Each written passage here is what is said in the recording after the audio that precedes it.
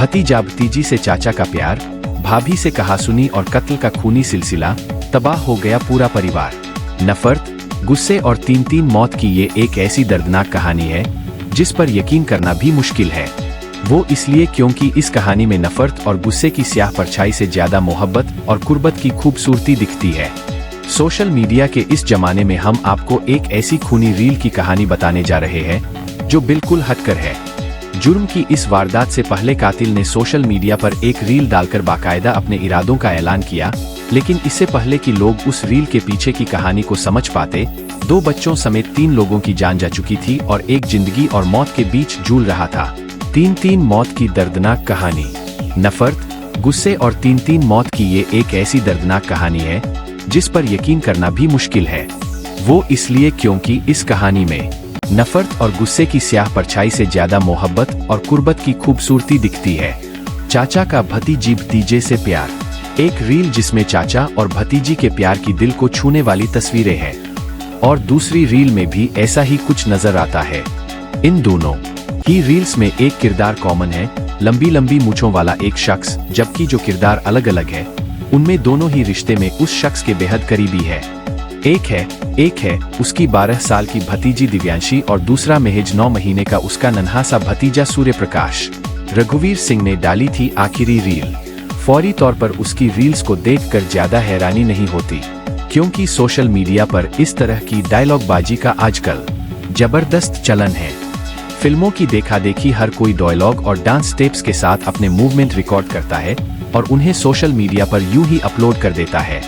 शायद यही वजह है कि जयपुर के रहने वाले रघुवीर सिंह ने जब बुधवार शाम को सोशल मीडिया पर ये रील डाली तो किसी ने भी इसे उतने सीरियसली नहीं लिया, क्योंकि लोगों को लगा कि अक्सर सोशल मीडिया पर रील्स अपलोड करने वाले रघुवीर का शायद ये एक और नया रील्स है। लेकिन इसके चंद घंटों के बाद रघुवीर और उसके इन प्यारे प्यारे भतीजा भतीजी की जिंदगी में जो कुछ हुआ उसने लोगों को झकझोर कर रख दिया। 5 मई 2024 रात 9 बजे, लक्ष्मीनगर, जयपुर के इस इलाके से किसी ने पुलिस को फोन किया कि यहाँ एक घर में एक मां और उसके 2 बच्चों का कत्ल कर दिया गया है। सरेशाम एक रिहायशी इलाके में तीन कत्ल की बात सुनकर पुलिस के हाथ पांव फूल गए। फौरन जोटवाड़ा थाने की एक पुलिस टीम मौका ए वारदात पर पहुंची और जैसी की शिकायत मिली थी, वाकई कॉलोनी के एक मकान में मौत के तांडव के निशान नजर आ रहे थे। यहाँ रहने वाले लक्ष्मण नाम के एक शख्स की बीवी शकुंतला और उसके 2 बच्चे 12 साल की बेटी दिव्यांशी और 9 महीने का बेटा सूर्य प्रताप लहूलुहान हालत में मिले। सभी के शरीर पर चाकुओं के भयानक घाव थे। पूरे मकान में खून की धार बह रही थी। जा चुकी थी मासूम बच्चों की जान। मौके पर ही शकुंतला का पति यानी इन बच्चों का पिता लक्ष्मण भी मौजूद था, लेकिन उसे घर में घुस आए हमलावर के बारे में कोई जानकारी नहीं थी और वो अपने परिवार की ये हालत देखकर बदहवास था। जारोकतार रो रहा था। आनन फानन में पुलिस ने तीनों को संभाला और फौरन उठाकर जयपुर के ही एसएमएस अस्पताल पहुंचाया, लेकिन अस्पताल में डॉक्टरों ने दोनों बच्चों को मुर्दा करार दिया, यानी अस्पताल लाए जाने से पहले ही उनकी मौत हो चुकी थी, जबकि बच्चों की मां शकुंतला की हालत नाजुक बनी हुई थी। भाभी से कहासुनी के बाद रघुवीर ने किए कत्ल। पुलिस ने एफएसएल की टीम को भी मौके पर बुलाया और सबूत इकट्ठा करने की कोशिश की। शुरुआती छानबीन में पुलिस को पता चला कि लक्ष्मण के बीवी बच्चों पर हमला करने का कोई और नहीं बल्कि लक्ष्मण का छोटा भाई रघुवीर ही था, जो बाइक लेकर यहाँ पहुँचा था। यहाँ उसकी पहले शकुंतला से लड़ाई हुई और फिर उसे गुस्से में आकर अपनी भाभी और बच्चों पर चाकू से हमला कर दिया। पहले उसने शकुंतला को बुरी तरह जख्मी किया और फिर मासूम दिव्यांशी का गला काट दिया। और तो और इस हैवान चाचा का दिल 9 महीने के मासूम सूर्य प्रताप पर भी नहीं पसीजा और उसने चाकू से ही उसकी भी जान ले ली।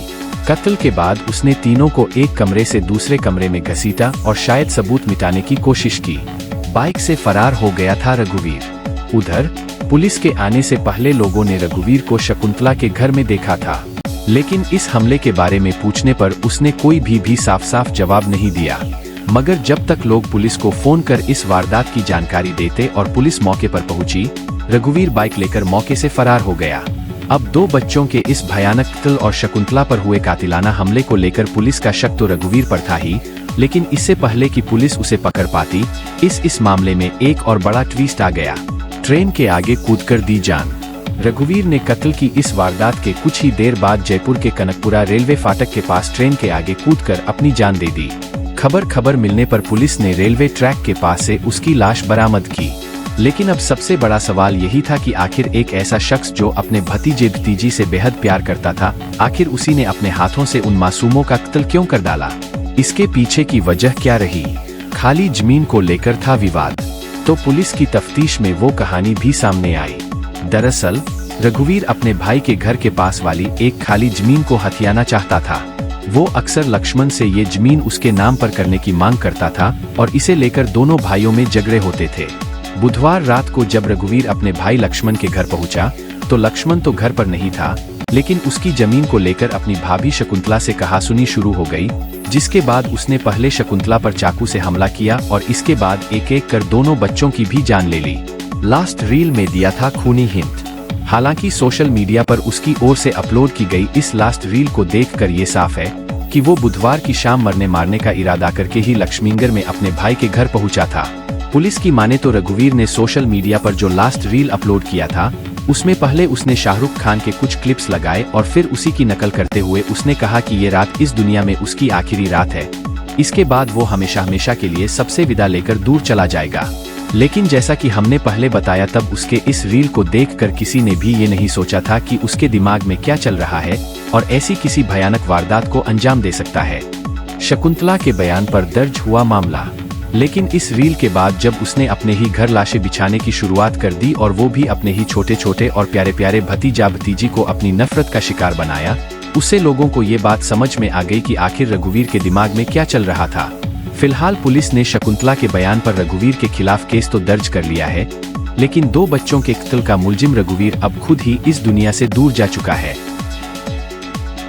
इस खबर में आज इतना ही। इसी प्रकार की ताज़ा खबरें जानने के लिए हमारे चैनल को लाइक और सब्सक्राइब करना न भूलें। धन्यवाद।